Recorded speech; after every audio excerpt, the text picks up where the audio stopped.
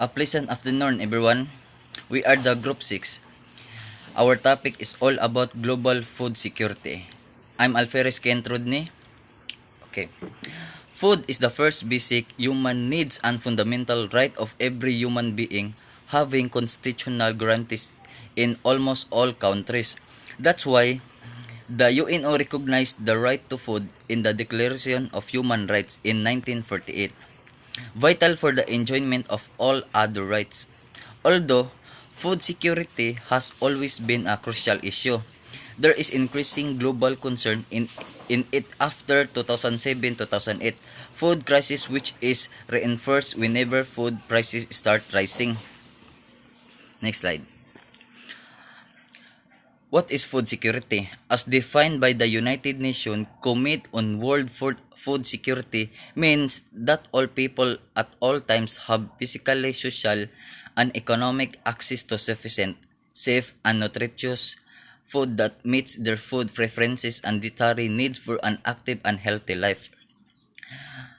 Food security occurs when all people are able to access enough, safe, and nutritious food to meet their requirements for a healthy life in ways the planet can sustain into future. However, food security faces a number of challenges across both production and consumption, which research will be essential to solve. Next slide. Factors that leads to global food security.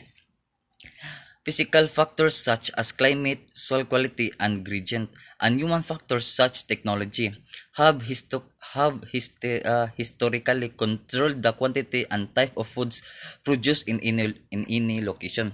Today, there are many other factors that explain why some countries produce more food than others.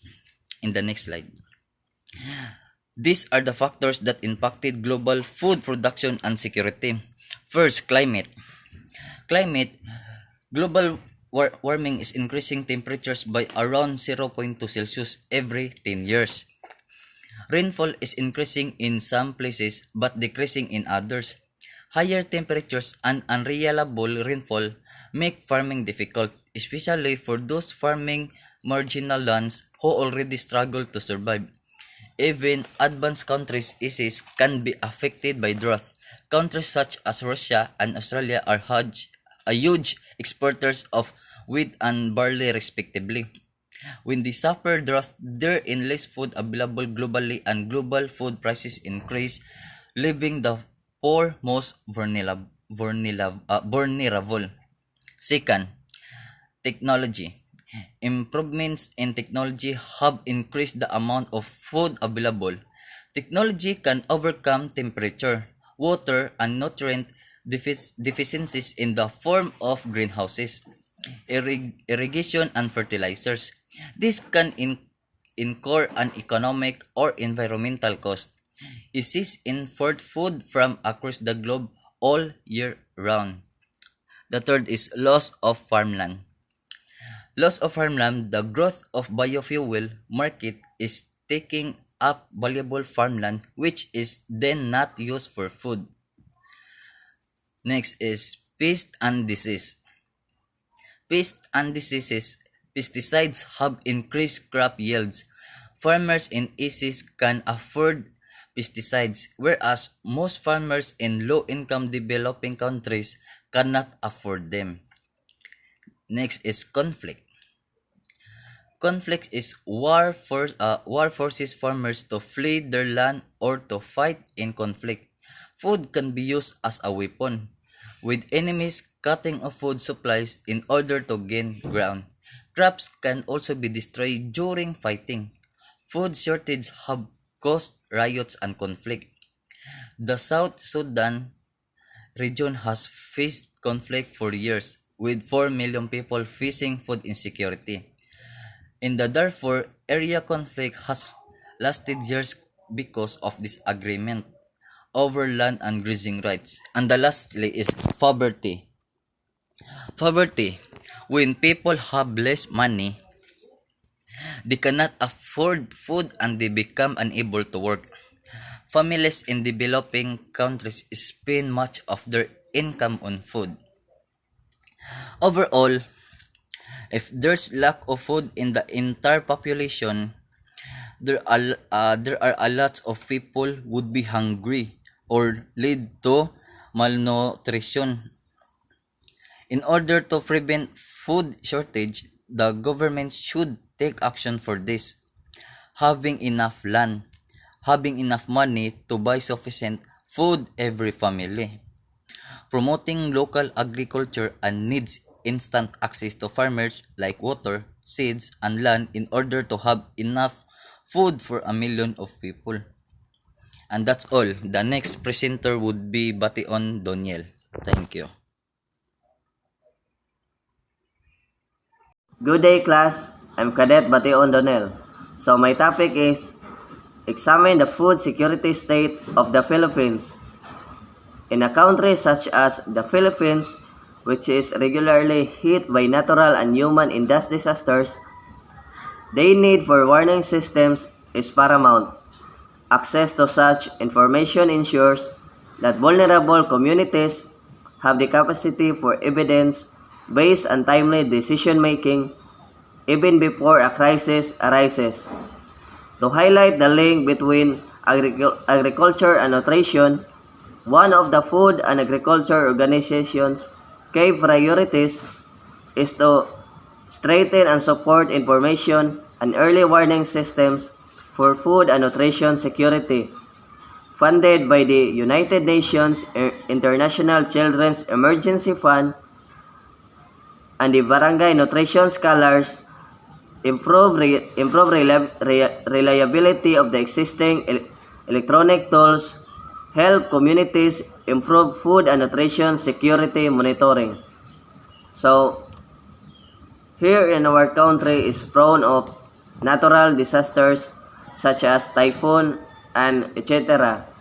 So to be aware and to be prepared, we should secure our food to supply our daily needs. Especially during pandemic, the crisis arises.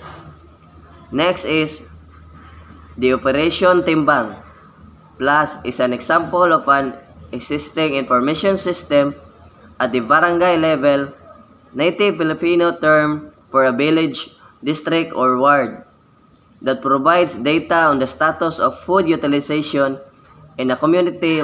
More specifically, it provides information on the level of food insecurity in a community and the prevalence of malnutrition among vulnerable young children.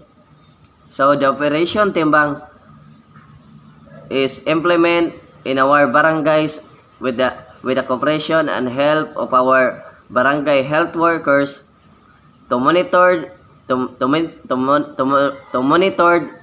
nutrition of a children by getting their weight, their height. They monitored how physically fit or become healthier a children is. They also provide and give something like the term purga to boost their immune system, and also give cereals to prevent malnutrition. That the food insecurity is the lack of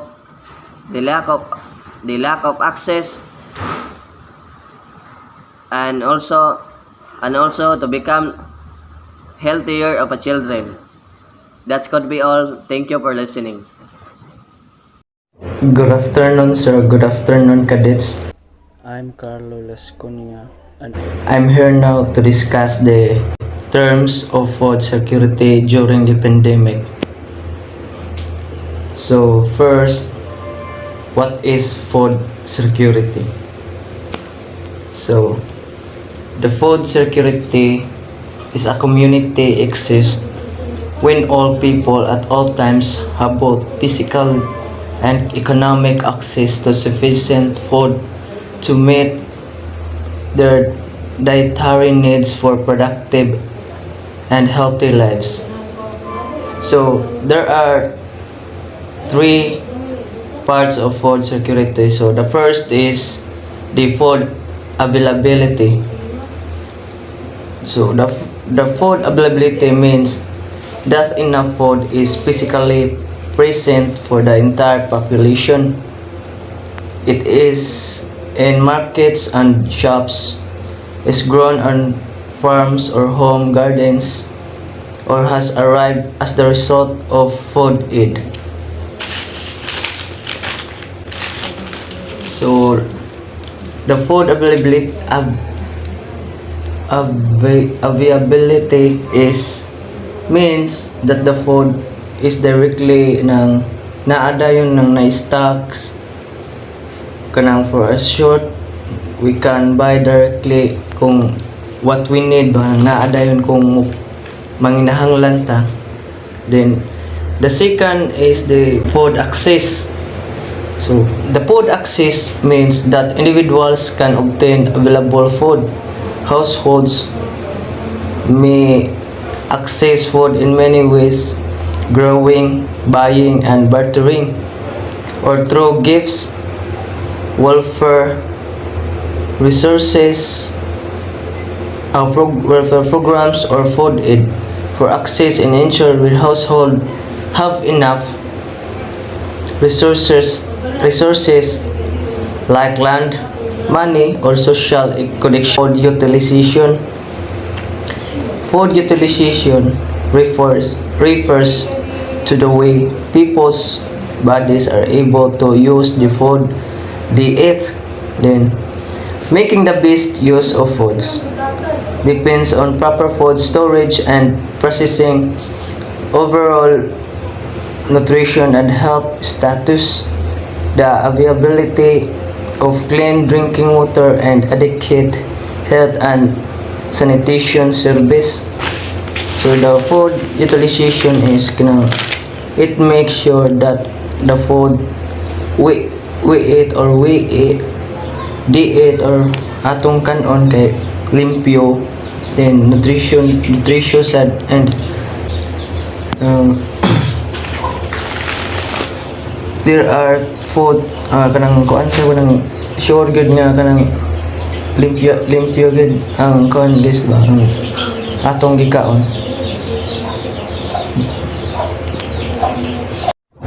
So the next is, what are the first signs that a pandemic has affected the food security? So did you know that the first sign that a community may experience a food security crisis due to pandemic influenza may not be an outbreak of disease? So excuse me, the global health impact of an influenza pandemic may affect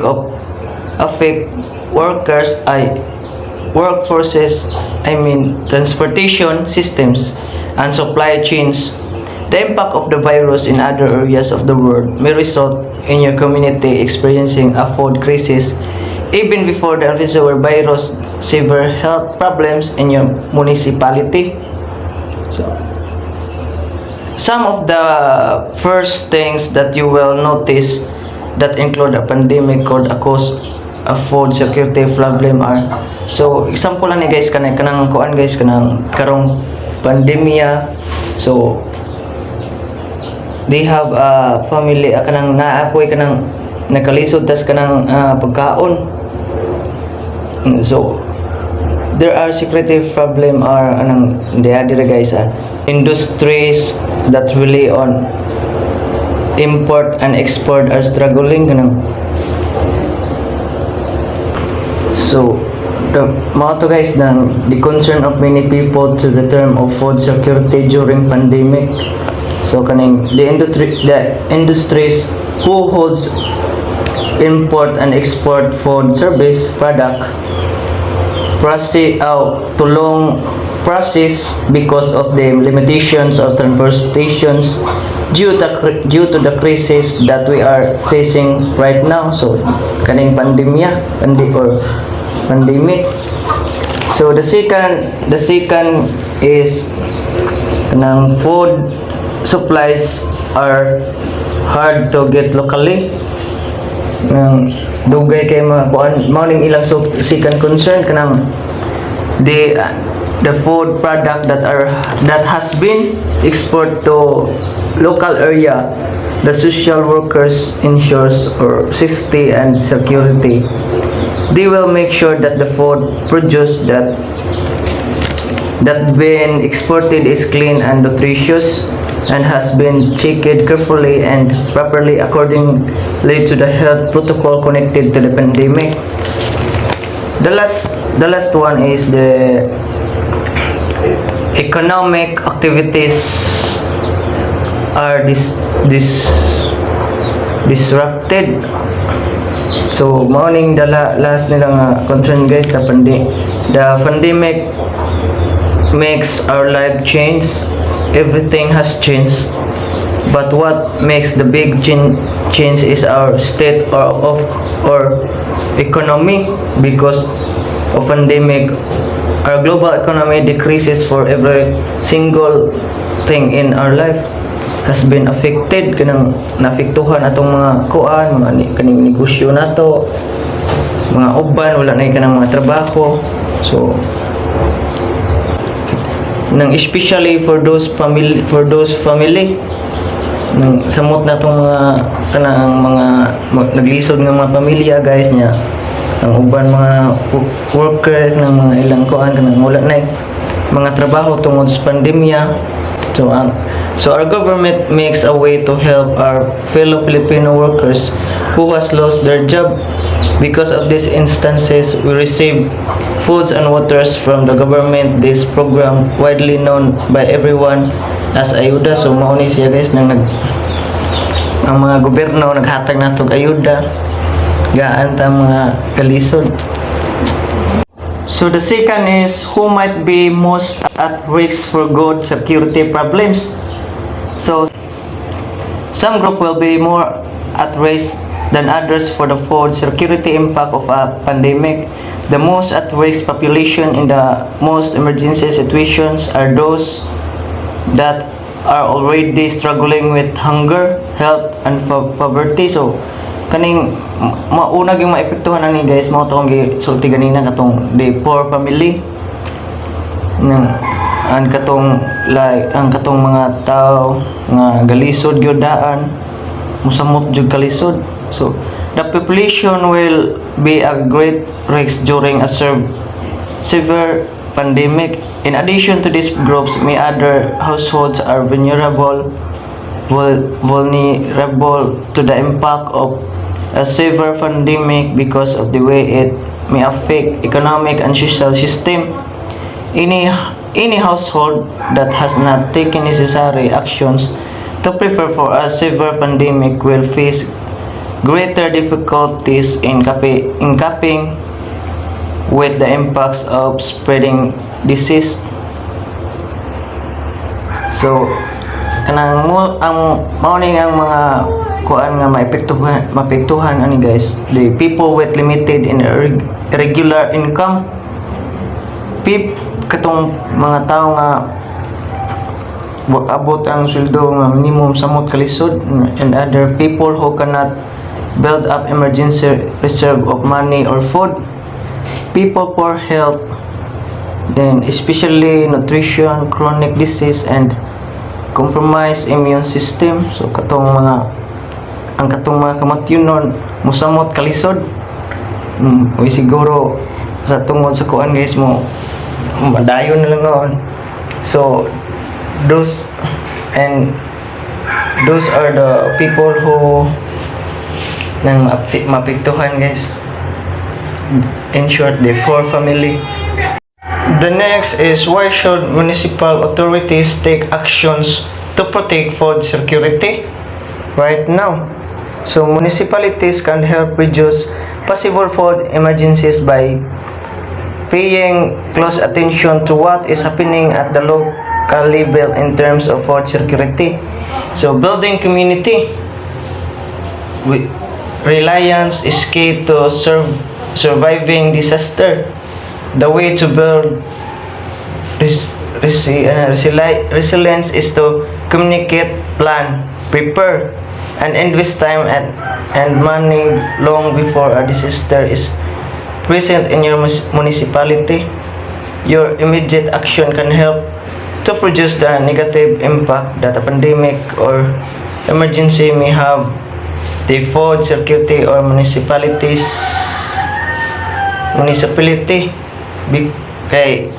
because so by the time you notice food storage, it may be too late to produce or more food locally. To expert the national governments to international agency can get food in video in time. So transporting food to your communities will be difficult if transportation system break down.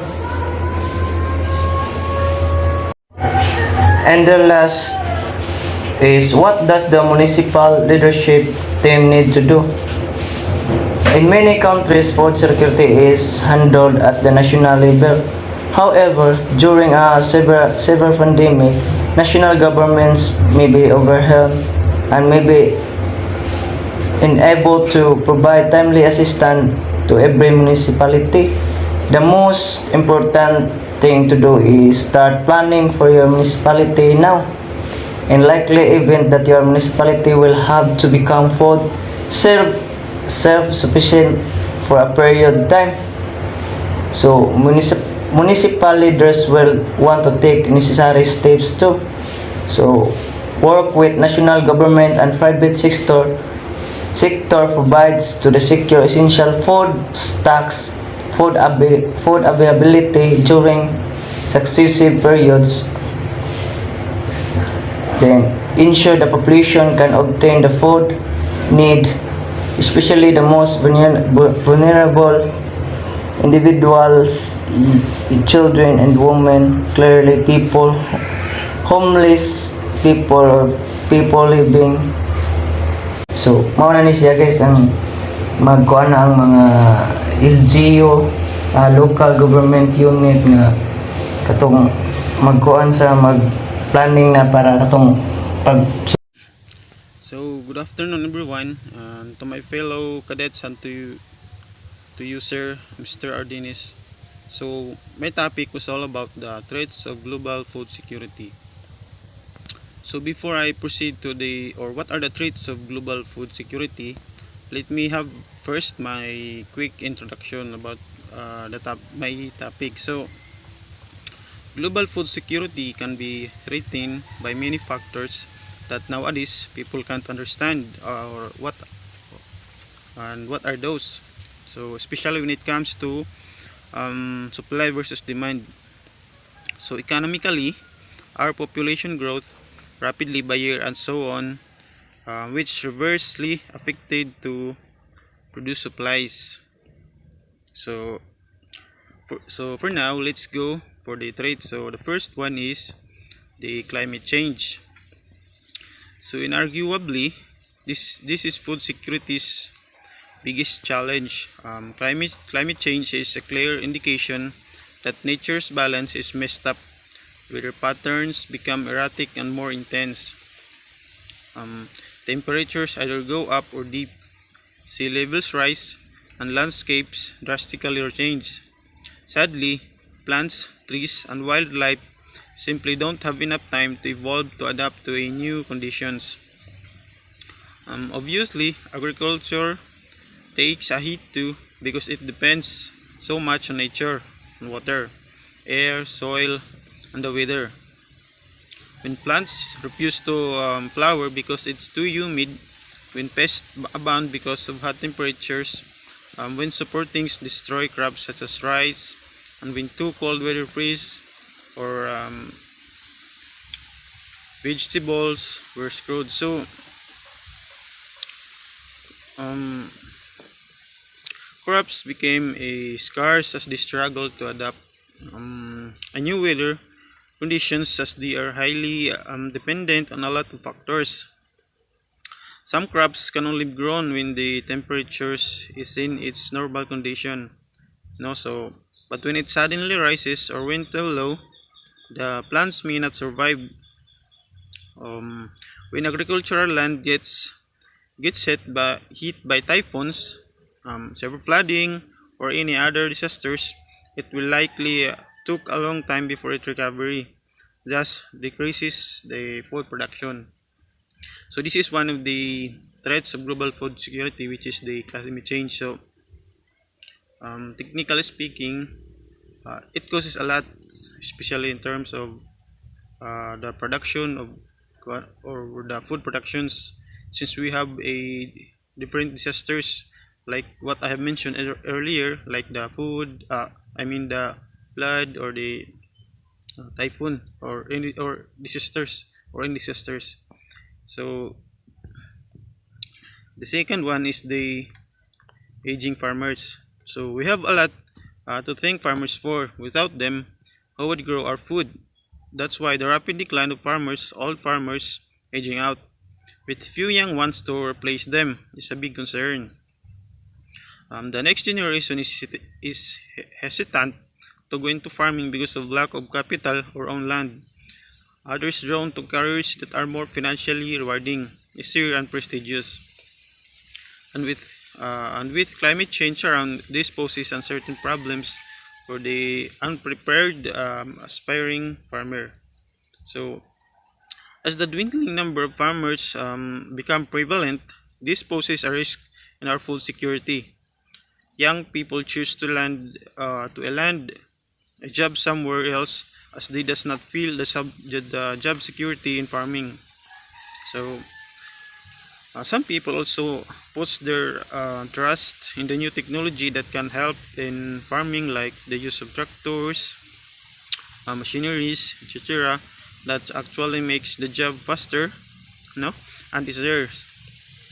Another reason why you would think that farming doesn't need new people and just let the old farmers way. So our generation today is actually they're not into compared to our parents or our ancestors, that they're more into farming. But for us, like us, we used to embrace our new what we call this, the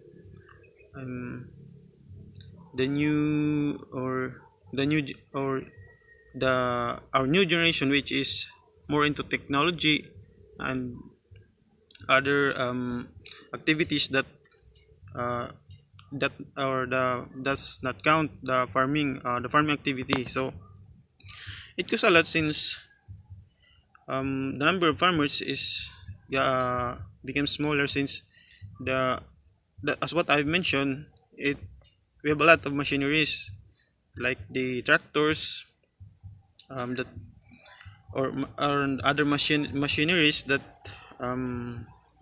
it become more easier to work in the certain job. So the next one is the massive bee die-offs. So it might be an exaggeration to say that when the bees go extinct, we die too, because after all, bees are responsible for pollinating majority of the food crops we opened. Yes, food production will be significantly affected, but not to a point that will die too. Other insect pollinators will take over the bees, they say, and life will go on for us. So the decreasing the use of pesticides can help save their species. So food production can continue as it is, and always being supported the bees through pollination. So it also or the bee also, it helps or for us for the food security for everyone. So might as well let us them care for them. So the next test is genetic engineering. So plant genetic engineering has always prided itself as a well-meaning solution to many of agriculture's problems: how to resist pests, how to get better faster yield, how to have vitamin fortified crops, how to fare in extreme weather conditions, and etc. So if done correctly and morally, genetically modified food or GMO food just might be able to address the global food insecurity problem we have to still there are ethical and health safety issues to consider. As a rule, nature does not like being messed around with, and our interventions may have unintended, unforeseeable effects. So, there are a lot of possible good benefits that results from this in agriculture, no? So, among them are the food became more nutritious and tastier.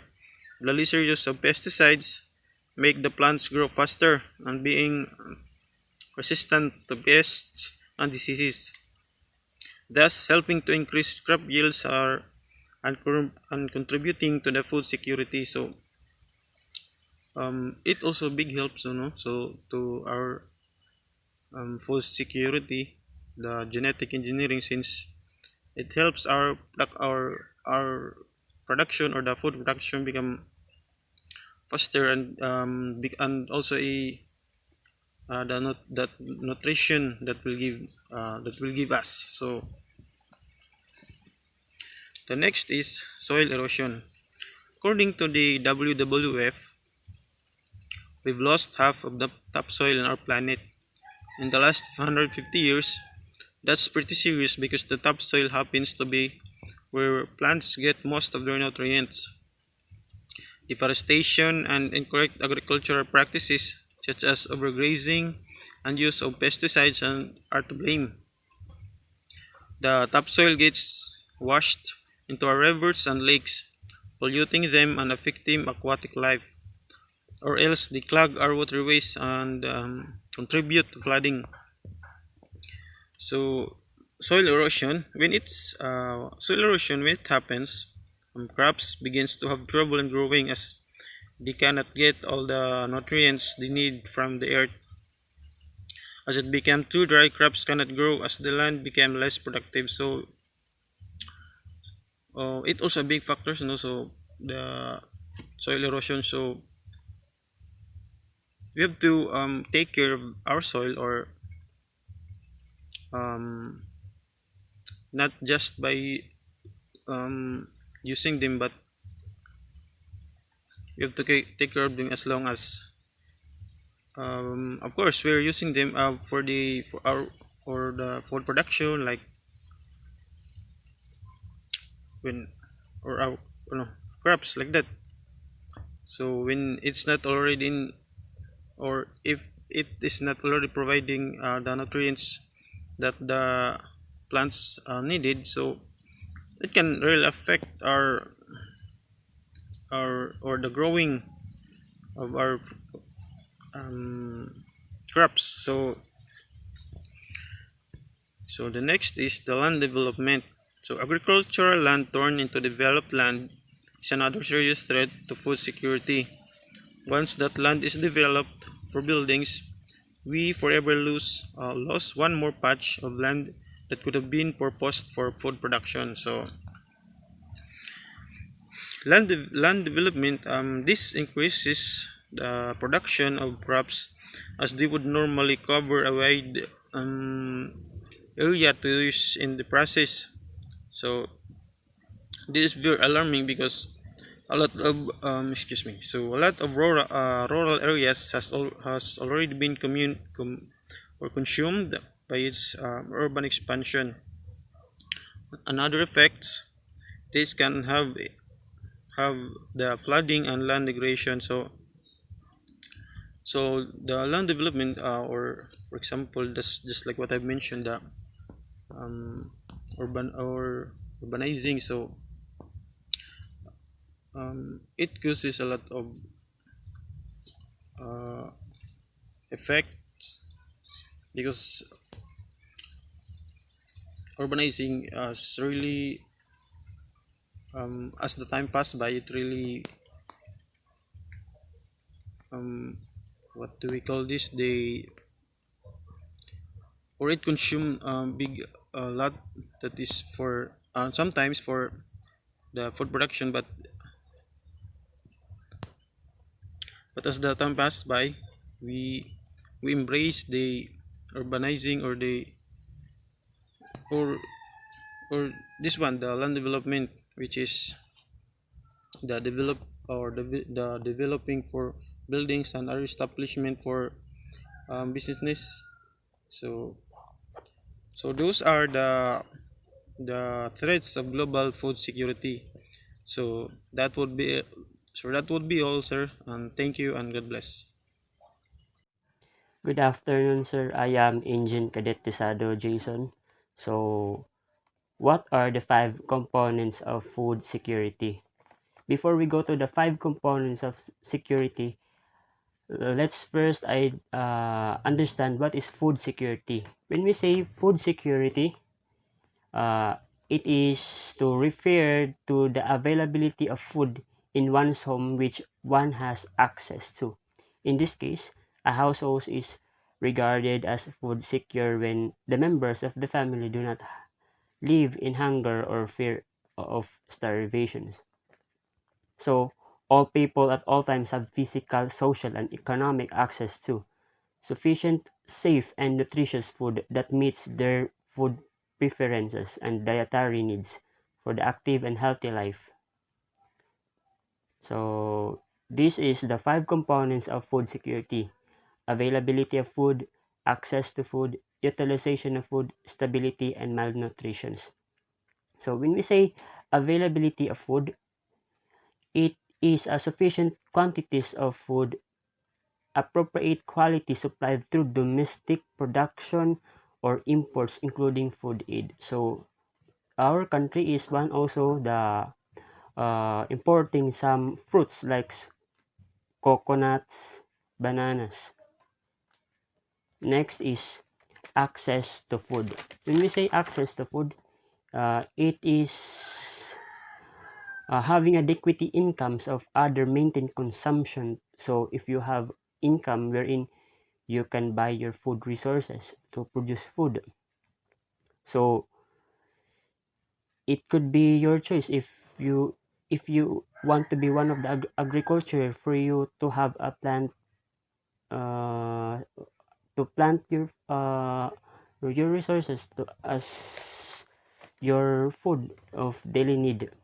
And next is utilization of food. Utilization of food, it is a properly used. Proper food processing and storage techniques are employed. Adequate knowledge of nutrition and child care techniques uh, exist, and is applied, and adequate health and sanitation service exists. So next is stability. So stability is when civilization has enough food to feed everyone. That's what causes the population growth. So one of the example is uh, fruits, vegetables, meat, bread. So as we think about the future, by 2030, the population is getting higher and higher. So we need also to be aware to our resources, our agricultures, uh, because it is many people to feed when the year 2030 uh, came.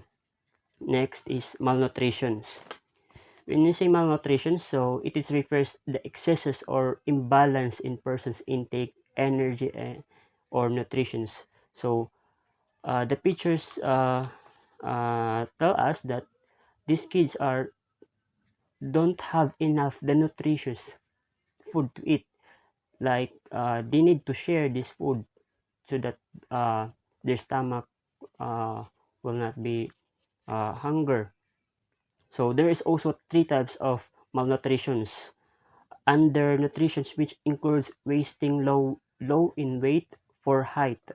Stunting, so it is low height uh, for age. And underweight, bugat kaayo niya, low weight for age. And if you have questions, you can ask later. Thank you. So, good morning, Mr. Roland Ardines. My name is Sean Ibon A. Saino, a third-year marine engineering student of UC Imitisi. So, my lesson topic is food security is possible. No? Let's start.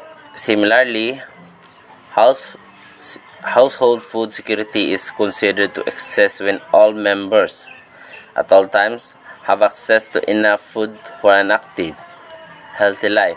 The Food and Security Organization of the United Nations, or FAO, identified the 4 pillars of food security as availability, access, utilization, and stability. So, what is FAO? FAO is a food and agriculture organization.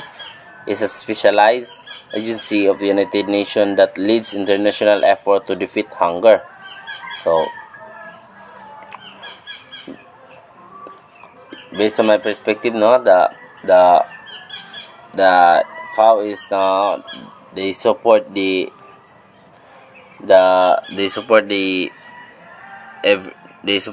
every country that really felt poverty, no, gipanggutom nga lugar like South Africa in Congo, no. Luoy kay sila dito kay wala kayo lugar wala kayo sila ikon dito kaning medical assistant, no, mga bata, lack of education, then ang kapobrehon po din nito wala kay pagkaon, no. Then the next slide. So the 4 pillars of food security is the availability, sufficient quantities, the foods, appropriate quality, supplied through domestic production or import. So from the word availability, available, no, ang mga foods, no, to import sa gawas. So diri sa Pilipinas, ang ato ang gina-import nga mga product, no, from Philippines is the mga bananas, no, mga big tuna from General Santos City, no, ilang mga dagko nga tuna gi-import nila outside country. Then the next is access.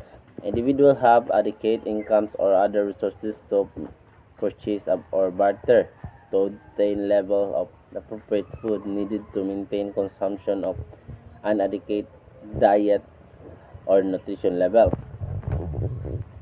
So from the word access, no, maka-access sila sa kuan kung na sila income, like maka-buy sila food, no, nga ilang kinahanglan, like kaning magbarter ba or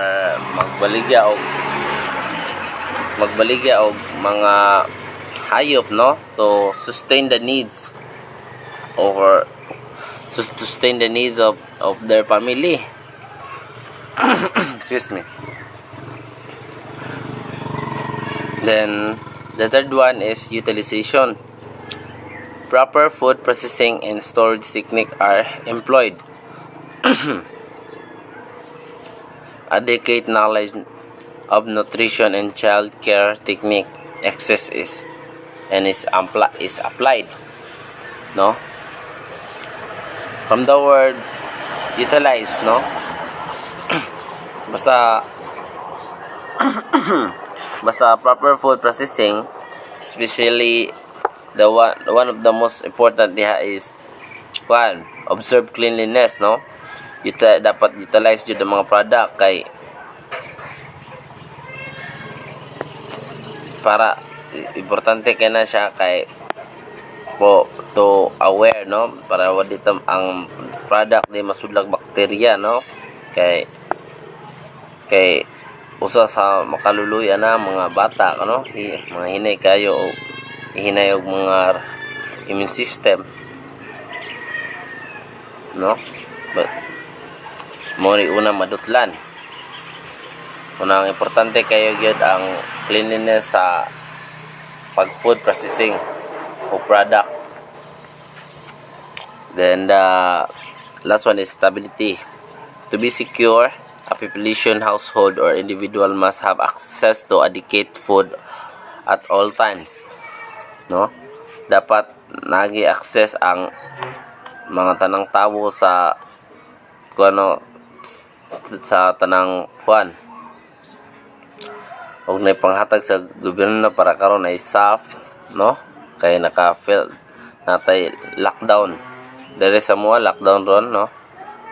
Dapat nagitay ang gobyerno makakuan jud, maka-support jud og kuan ang panginahanglan pangadaw-adlaw kay gilakdaw madere sa among lugar, no? Then the next slide. What is important for food security? According to the FAO, in a definition established at the World Food Summit in Rome in 1996, food security is achieved when everyone has a physical, social, and economic access at all times sufficient, safe, and nutrition food to meet their dietary needs and food preference for an active and healthy life. No.